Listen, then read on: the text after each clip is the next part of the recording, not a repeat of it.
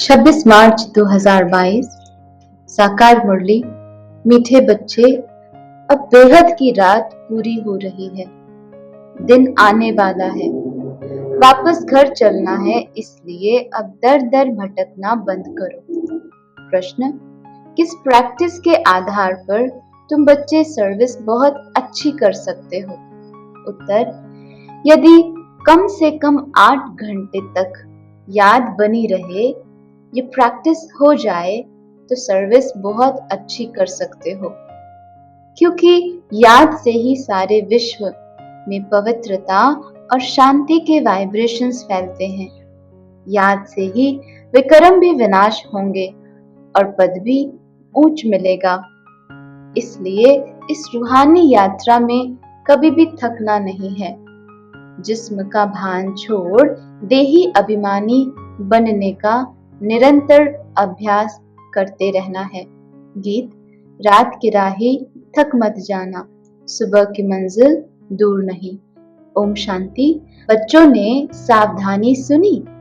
बाप ने बच्चों को सावधानी दी कि हे रात की राही, थको नहीं, क्योंकि अब तुम्हारे लिए दिन आ रहा है। यह है बेहद की रात और दिन।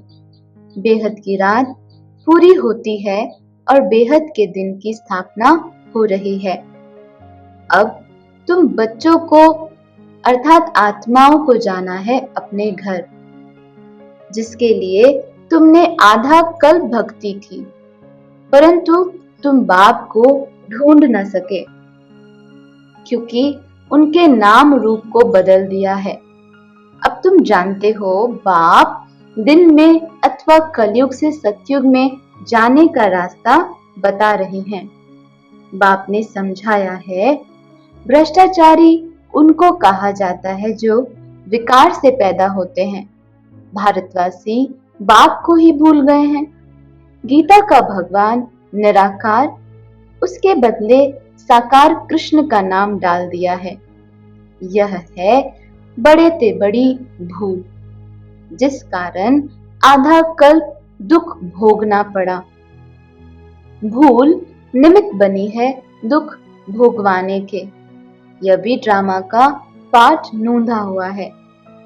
भक्ति मार्ग में भटकते रहते हैं। अगर बाप को जान लें तो भटकने की दरकार नहीं। तुमने अब बाप को जाना है। श्री कृष्ण अगर इसी रूप में आए तो फिर उनको पहचानने में कोई भी तकलीफ न हो, झट सब जान जाएं। परंतु यह तो कितना गुप्त है, जो तुम बच्चे भी भूल जाते हो। कृष्ण को तो कोई भूल न सके।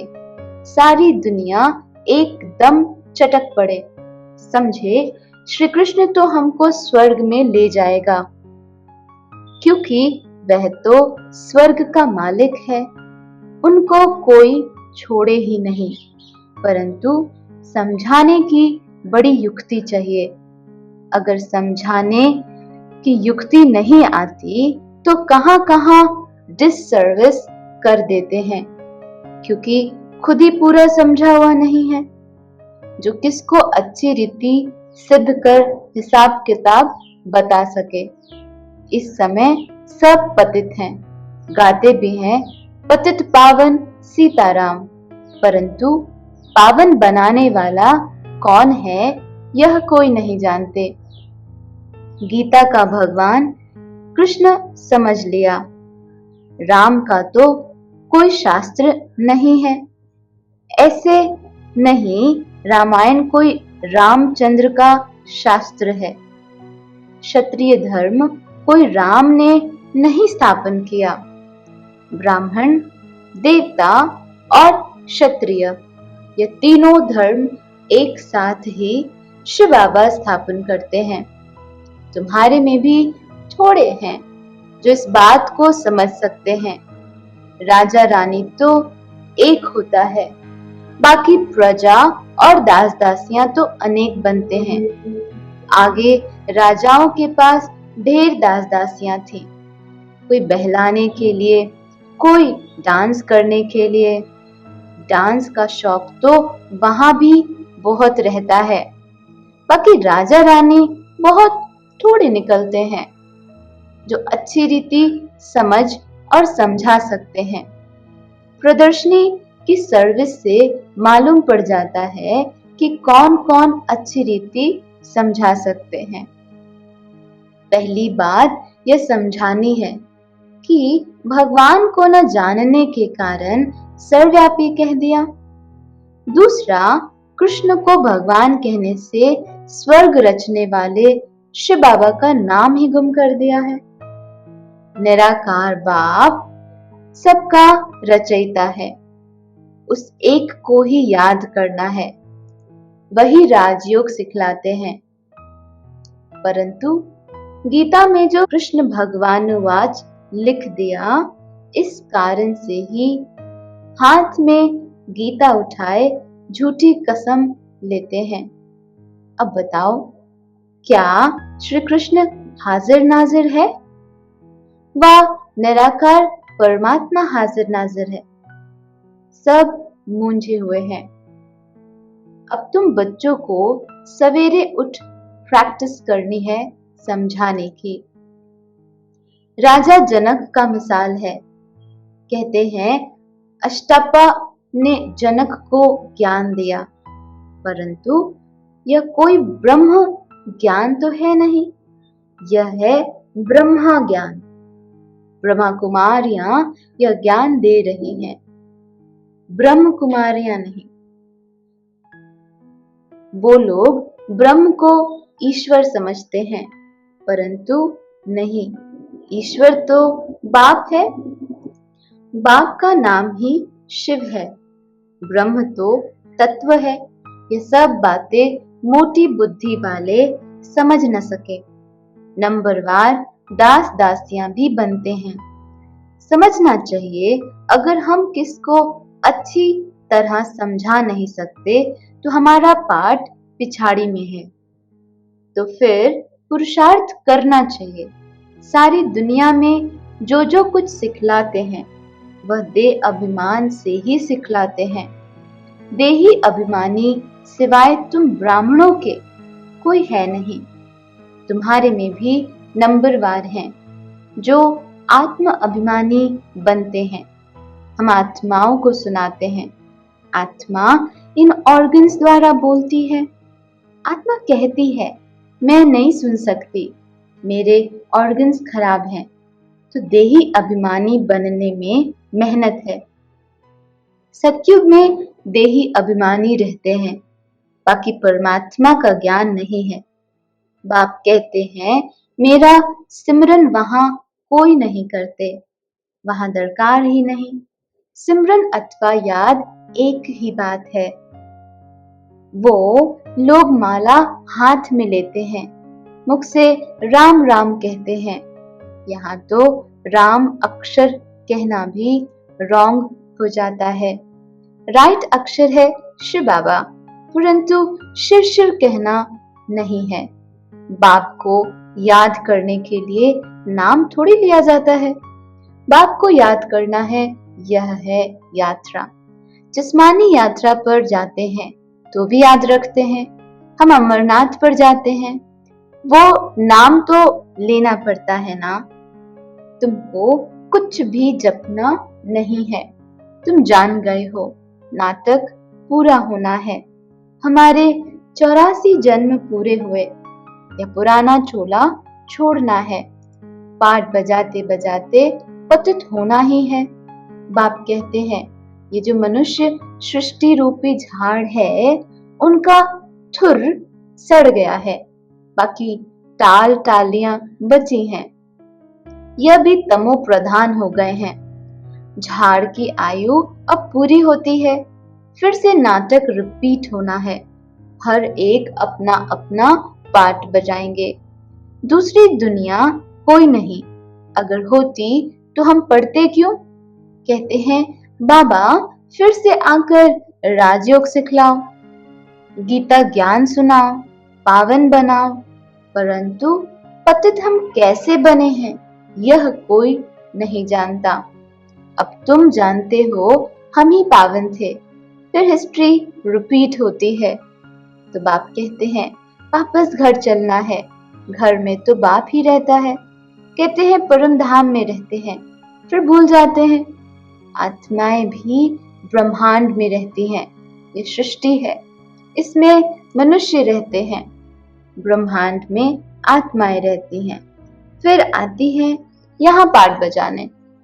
ऊपर में आकाश तत्व है, पैर सबके पृथ्वी पर हैं, बाकी शरीर कहाँ है? वह तो आकाश तत्व में ही है। वहां तो आत्माएं स्टार्स रहती हैं, वहां गिरने की चीज नहीं होती जो हम गिर पड़ेंगे। साइंस वाले रॉकेट में जाते हैं चक्र लगाने, फिर बाहर भी निकलते हैं, लिखते भी हैं गिरने का डर नहीं। इतनी आकर्षण है जो मनुष्य आकाश तत्व में ठहर जाते हैं, तो इतनी छोटी सी आत्मा महतत्व में क्यों नहीं ठहर सकती? रहने का स्थान वहां ही है। ये सूर्य, चांद, स्टार्स बहुत थोड़े हैं, बड़े बड़े होते हैं। यह कैसे ठहरे हुए हैं? कोई रस्सी आदि तो नहीं है ना? ये सारा ड्रामा बना हुआ है। हम 84 के चक्र में आते हैं। यह झाड़ है, कितनी बड़ी टाल टालियां हैं, बाकी छोटे छोटे थोड़ी देख सकेंगे। बाबा भी नटशल में समझाते हैं, जो पीछे पीछे आते हैं वह जरूर थोड़े जन्म लेंगे, बाकी एक एक का हिसाब नहीं बताएंगे। तुम जानते हो ब्रह्मा द्वारा ब्राह्मण, देवता, क्षत्रिय धर्म की स्थापना हो रही है। जिससे स्थापना हुई उनको ही फिर पालना करनी है। ब्रह्मा, विष्णु, शंकर तीनों ही देवताएं अलग अलग हैं, बाकी ऐसे नहीं ब्रह्मा को 3 मुख हैं, ऐसे हो न सके। बाप कहते हैं बच्चे तुम बिल्कुल बेसमझ बन गए हो, बाप आकर समझदार बनाते हैं। अभी तुम सब सीताएं रावण की कैद में हो, तुम ही बंदर थे, तुम्हारी सेना ली, तुमको ही मंदिर लायक बनाया। अब राजधानी स्थापन हो रही है, जितना जो श्रीमत पर चलेंगे उतना ही ऊंच पद पाएंगे। तुम जानते हो हमारे मम्मा बाबा नंबर 1 में जाते हैं, स्थूल वतन में तुम्हारे सामने बैठे हैं, सूक्ष्म वतन में भी देखते हो बैठे हैं, और फिर वैकुंठ में भी देखते हो। पहले बहुतों को साक्षात्कार कराया गया, फिर सब थोड़े ही कृष्ण बन जाएंगे। बाल लीला आदि दिखाई जाती है पुरुषार्थ कराने के लिए। बिगर पुरुषार्थ महाराजन महारानी तो नहीं बनेंगे ना। जो पक्के निश्चय बुद्धि हैं वो एकदम थम जाते हैं, बाबा हम तो आपको कभी नहीं छोड़ेंगे। कई फिर ऐसे कहते कहते भी छोड़ देते हैं।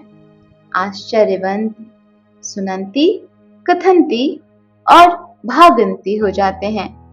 पहले की कहावत है, अभी भी ये सब कुछ होता ही रहता है। कहते हैं कल्प पहले भी ऐसे भागंती हुए थे। किस पर भी भरोसा नहीं, जैसे श्वास पर भरोसा नहीं। बाबा का बनकर फिर भी मर जाते हैं। ईश्वरीय जन्म दिन मनाकर भी मर जाते हैं अथवा हाथ छोड़ देते हैं। बाबा घड़ी घड़ी कहते रहते हैं, तुम ऐसे समझो तो हमको अब अपने स्वीट होम में जाना है। इसलिए बाप और घर याद पड़ता है। भक्ति मार्ग में भी आधा कल्प याद किया, परंतु वापस कोई जा नहीं सकते। जानते ही नहीं तो जा कैसे सकेंगे? ये रूहानी राही बन कैसे सकते? तुम अब पूरे राही बने हो। जो जास्ती याद करते हैं उनके पाप करते जाते हैं। यात्रा का भी ध्यान रखना है। पिछाड़ी में 8 घंटा तुम्हारी यह सर्विस रहे तो भी बहुत अच्छा है। यह है शांति और पवित्रता के वाइब्रेशंस फैलाना। याद से विकर्म भी विनाश होंगे। और पद भी ऊंच मिलेगा। इसलिए कहा जाता है, रात की राही थक मत जाना। कलयुग का अंत माना, ब्रह्मा की रात पूरी होनी है। सबको वापस जरूर जाना है, रूहानी घर को याद करना है। रूह को अब जाना है, जिस्म का भान छोड़ना है, देही अभिमानी बनना है। यह है याद की यात्रा। अच्छा, मीठे मीठे सिकिलदे बच्चों प्रति माता पिता बाप दादा का याद प्यार और गुड मॉर्निंग। रूहानी बाप की रूहानी बच्चों को नमस्ते। धारणा के लिए सार। पक्का निश्चय बुद्धि बन दृढ़ संकल्प करना है कि बाप का हाथ कभी नहीं छोड़ेंगे। बाप और घर को घड़ी घड़ी याद करना है। दूसरा, देही अभिमानी बनने की मेहनत करनी है। 5 विकारों रूपी रावण की कैद से छूटने के लिए श्रीमत पर चलना है। मंदिर लायक बनने का पुरुषार्थ करना है। वरदान, ज्ञान युक्त भावना और स्नेह संपन्न योग द्वारा उड़ती कला का अनुभव करने वाले बाप समान भव। जो ज्ञान स्वरूप योगी तु आत्माएं हैं, वे सदा सर्व शक्तियों की अनुभूति करते हुए विजयी बनती हैं। जो सिर्फ स्नेही व भावना स्वरूप हैं, उनके मन और मुख में सदा बाबा बाबा है। इसलिए समय प्रति समय सहयोग प्राप्त होता है। लेकिन समान बनने में ज्ञानी योगी तु आत्माएं समीप है। इसलिए जितनी भावना हो, उतना ही ज्ञान स्वरूप हो। ज्ञान युक्त भावना और स्नेह संपन्न योग, इन दोनों का बैलेंस उड़ती कला का अनुभव कराते हुए बाप समान बना देता है। स्लोगन, सदा स्नेही व सहयोगी बनना है तो सरलता और सहनशीलता का गुण धारण करो। मातेश्वरी जी के अनमोल महावाक्य। ओम शिवोहम, हम सो हम, इन शब्दों का यथार्थ अर्थ। ओम शांति।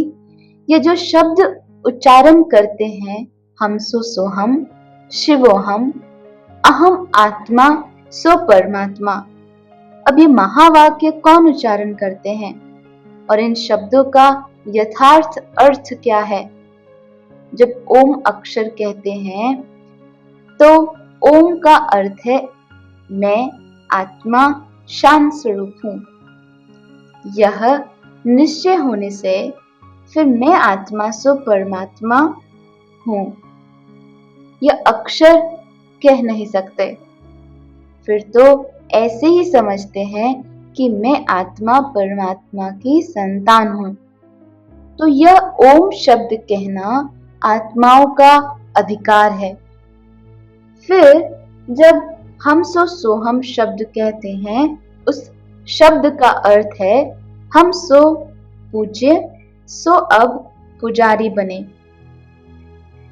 हम सो पूज्य, अब यह शब्द भी आत्मा कह सकती है। यह जो मनुष्य कहते हैं अहम आत्मा सो परमात्मा, अब यह शब्द सिर्फ परमात्मा ही कह सकता है, क्योंकि वही एक आत्मा परमात्मा है। फिर यह जो शिवोहम शब्द कहते हैं, वो भी परमात्मा कह सकते हैं, क्योंकि वो शिव हैं। तो इन शब्दों के अर्थ को भी तब जानते हैं जब परमात्मा आकर ये नॉलेज देते हैं। बाकी और धर्म वालों को, कृष्ण आदि को यह मालूम नहीं कि हम सो पोप बनूंगा। उन्हों को यह नॉलेज ही नहीं है। अभी हमको यह नॉलेज मिली है कि हम सो देवता बनेंगे। हमारे सामने देवताओं का यादगार चित्र है और साथ साथ उन्हों के जीवन चरित्र की हिस्ट्री गीता भागवत सामने है, क्योंकि हम आदि से अंत तक सारे कल्प के चक्र में हैं और वो धर्म पिताएं जब आते हैं तो वो कल्प के बीच में आते हैं, इसलिए वे हम सो शब्द नहीं कह सकते, ओम शब्द कह सकते हैं। अच्छा, ओम शांति।